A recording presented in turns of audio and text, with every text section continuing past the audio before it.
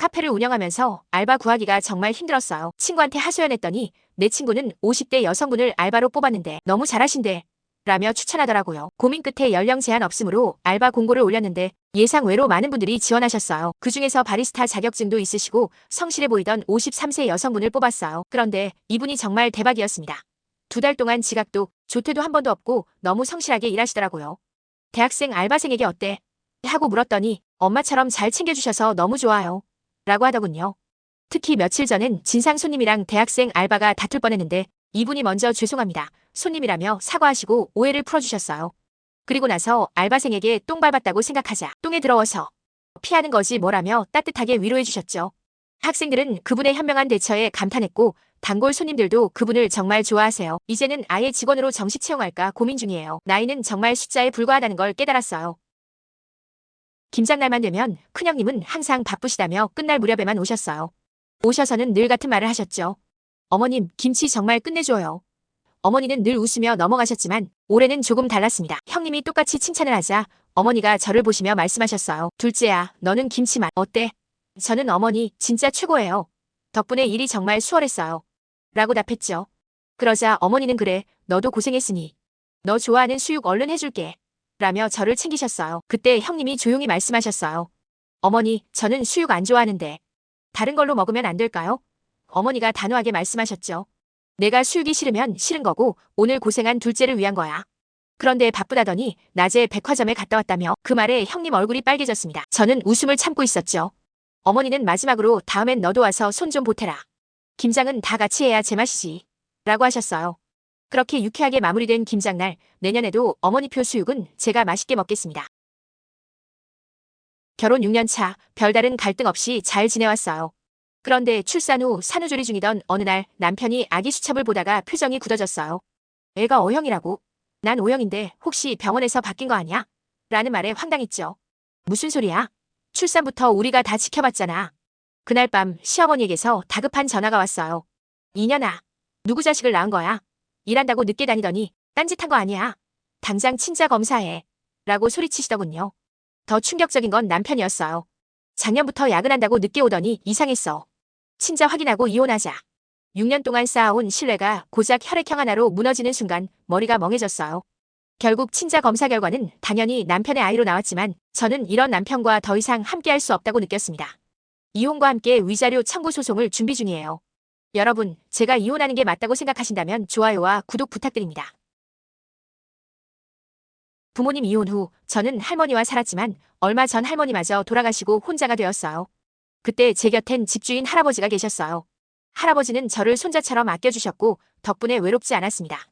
고등학교를 졸업하고 취업 준비를 하던 중 면접을 보러 가야 했는데 제대로 된 옷이 없어 급하게 저렴한 정장을 하나 샀어요. 면접 보러 나가는 길에 할아버지를 만났는데 저를 보시더니 잠시만 기다리라며 집으로 들어가셨어요. 그리고 새 것처럼 보이는 정장을 건네주셨죠. 손주가 취업할 때 주려고 사둔 건데 내가 입으면 딱이겠다. 그 정장을 입고 면접을 본 저는 며칠 뒤 합격 소식을 들었고 할아버지는 제 일처럼 기뻐하셨어요. 그런데 그때 할아버지의 이야기를 듣고 저는 펑펑 울고 말았어요. 멀리서 지내는 줄 알았던 할아버지의 손자는 병으로 세상을 떠난 거였어요. 저를 손자처럼 챙겨주신 건 할아버지의 진심이었어요. 그날 이후 저와 할아버지는 서로 의지하며 살아가고 있습니다. 세상이 아직 따뜻하다고 느끼게 해주신 할아버지, 늘 건강하세요. 10년 지기 친구가 자영업을 하다 코로나로 힘들어졌다고 300만 원만 빌려달라고 했어요. 저는 괜찮겠지 싶어서 500만 원을 빌려줬죠. 언제 갚으라는 말도 안 했어요. 그런데 한 달 뒤부터 친구와 연락이 안 되기 시작했어요. 카톡도 안 읽고 전화도 안 받고 결국 500만 원으로 친구 하나 정리했다며 잊고 지냈어요. 그렇게 시간이 흘러 저는 결혼을 하게 되었고 모바일 청첩장을 친구에게도 보냈지만 여전히 답이 없었어요. 그런데 결혼식이 끝난 뒤 부모님께서 축의금을 정리하시다가 친구 이름으로 된 1,000만 원짜리 수표를 발견하신 거예요. 놀라서 친구에게 전화를 했죠. 친구는 울먹이며 말했어요. 그때 너무 힘들었는데 내가 빌려준 500만 원 덕분에 안 죽고 살았어. 내가 전화 올 때마다 돈 달라고 할까봐 무서워서 못 받았어. 내가 그럴 사람이 아니라는 거 알면서도 너무 미안했어. 정말 고마워. 결혼 축하해. 그 말을 듣는데 저도 모르게 눈물이 났습니다. 잊고 지냈던 친구의 진심에 가슴이 뭉클했어요. 여러분이라면 어떻게 했을까요? 공감하신다면 좋아요와 구독 부탁드려요.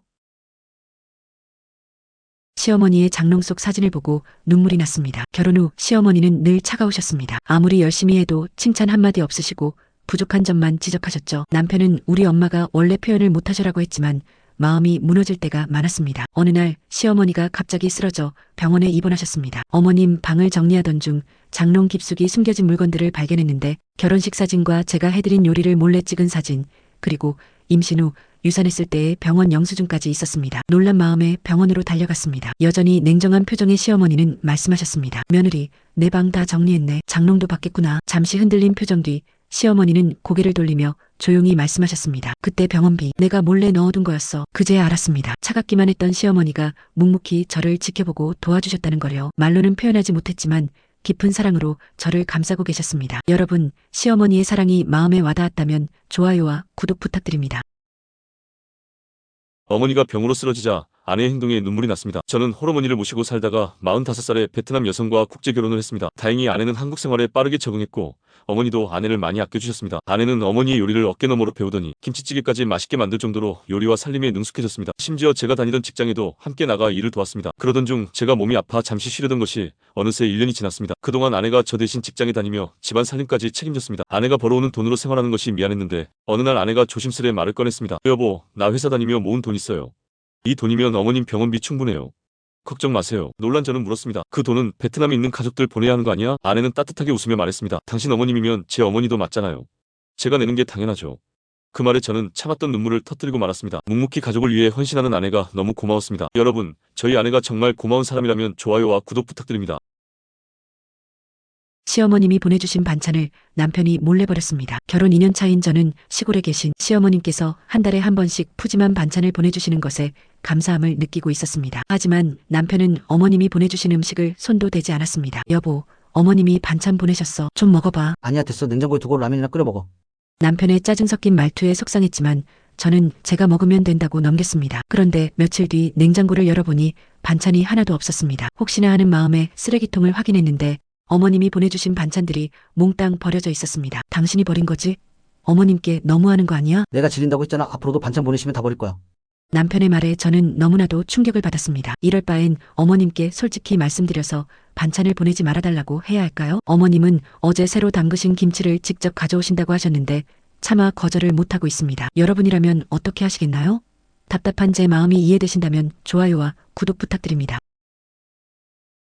베트남 며느리의 임신 소식에 용돈을 챙겨주자 며느리가 한 말이 너무 충격적이었습니다. 저희 며느리는 멀리 베트남에서 시집와서 벌써 가족이 된 지 2년이 지났습니다. 최근 며느리가 임신을 했다는 소식에 친정 엄마와 떨어져 외국에서 지내는 게 짠하고 기특해 용돈을 챙겨 며느리 집에 찾아갔습니다. 배가 불러 많이 힘들 텐데도 며느리는 제가 온다고 직접 요리를 하고 있었습니다. 아니, 몸도 힘들 텐데 왜 이런 걸 준비했어?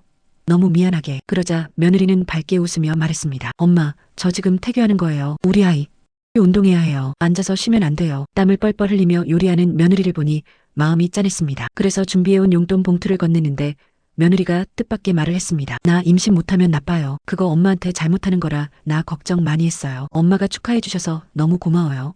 이거 못 받아요. 혹시라도 임신이 안 될까봐 걱정했다는 며느리를 꼭 안아주고 봉투를 손에 쥐어주었습니다. 여러분, 저희 며느리가 정말 착하고 예쁘다면 좋아요와 구독 부탁드립니다.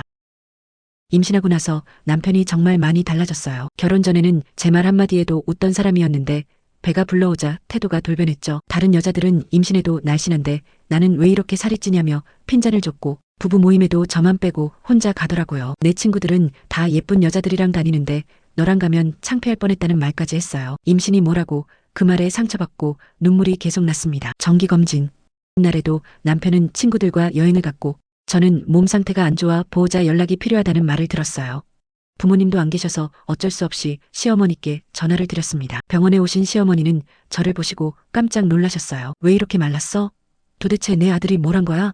라며 제 손을 꼭 잡으셨죠. 그리고 조용히 말씀하셨어요. 이혼해라. 넌 이미 내 딸이야. 내가 행복해야 내 손주도 행복하지. 그 말에 참았던 눈물이 쏟아졌어요. 지금은 매주 시부모님 댁에 가서 손주와 함께 따뜻한 밥을 먹습니다. 가족은 피보다 마음이라는 걸 깨달았어요. 이 이야기가 마음에 와닿았다면 좋아요와 구독 부탁드립니다. 맞벌이를 하며 3살 100일 된 두 딸을 키우는 건 정말 힘들었어요. 어느 날 남편에게 말했죠. 여보, 하루만이라도 푹 자고 싶어? 시댁 가서 하룻밤 잘까? 시댁에 가니 어머님이 제 생일이라며 맛있는 음식을 준비해 두셨고 따뜻하게 말씀하셨어요. 집에 올 때마다 자고 가거라. 아기들은 우리가 봐주마. 그날 부모님 덕분에 남편과 저는 편하게 쉴 수 있었어요. 이후 한 달에 두세 번씩 시댁에 가게 되었죠. 그러던 어느 날 동서가 전화를 해서 말했어요. 우리 엄마 아빠 너무 힘들게 하는 거 아니에요? 사실 부모님은 오히려 친정에도 안 가는 동서를 섭섭해하고 계셨어요. 3살배기 딸도 할아버지 집에 놀러 가요. 라며 좋아했죠. 하지만 갑자기 아버님이 사고로 돌아가셨습니다. 유서에는 이렇게 적혀 있었어요. 내 노년을 행복하게 해준 손녀딸들에게 이 집을 물려주려 한다. 놀란 저를 본 어머님이 조용히 말씀하셨어요. 아버지가 살아계실 때 함께 의논했어. 우리를 행복하게 해줘서 고맙구나. 그래서 지금은 어머님과 함께 살며 아이들도 매일 할머니를 볼 수 있어 행복해합니다.